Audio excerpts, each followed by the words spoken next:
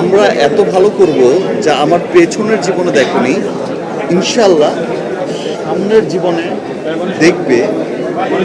মানে প্রিয়তমা থেকে তো দেখেছো যে একটা নতুন ব্যাপার কোভিডের পরে। প্রিন্স সিনেমার বিশেষ প্রদর্শনীতে শাকিব খানকে ঘিরে ছড়িয়ে পড়া ব্যাড টাচ বিতর্ক নিয়ে এবার নিজের অবস্থান পরিষ্কার করেছেন অভিনেত্রী জ্যোতির্ময়ী কুণ্ডু। তিনি অভিযোগগুলোকে ভিত্তিহীন ও অতিরঞ্জিত বলে দাবি করেছেন। সম্প্রতি সামাজিক যোগাযোগ মাধ্যমে ভাইরাল হওয়া একটি ভিডিওতে দেখা যায় স্টার সিনেপ্লেক্সে আয়োজিত বিশেষ প্রদর্শনীতে শাকিব খানের পাশে দাঁড়িয়েছিলেন জ্যোতির্ময়ী কুণ্ডু ও তাসনিয়া ফারিন। ওই সময় শাকিব খানের হাত জ্যোতির্ময়ীর কোমরে থাকা নিয়ে অস্বস্তি ও ব্যাড টাচের অভিযোগ ওঠে।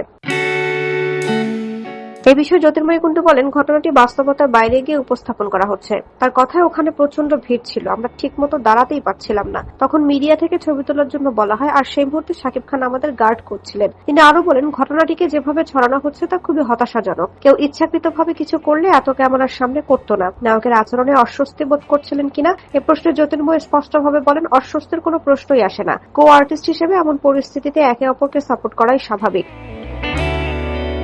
ব্যাড টাচ অভিযোগ প্রসঙ্গে তিনি বলেন, আমি কি বাচ্চা? যদি আমাকে ব্যাড টাচ করা হতো আমি কি প্রতিবাদ করতাম না? শাকিব খানের সঙ্গে কাজের অভিজ্ঞতাও ইতিবাচক বলে উল্লেখ করেন এই অভিনেত্রী। তিনি জানান, প্রিন্স সিনেমায় কাজের সময় শাকিব তাকে সহযোগিতা করেছেন এবং পুরো অভিজ্ঞতাই ছিল ভালো। এই ঘটনায় সামাজিক মাধ্যমে তৈরি হওয়া বিতর্ককে অতিরঞ্জিত আখ্যা দিয়ে বিষয়টি আর না বাড়ানোর আহ্বান জানান জ্যোতির্ময়ী কুণ্ডু।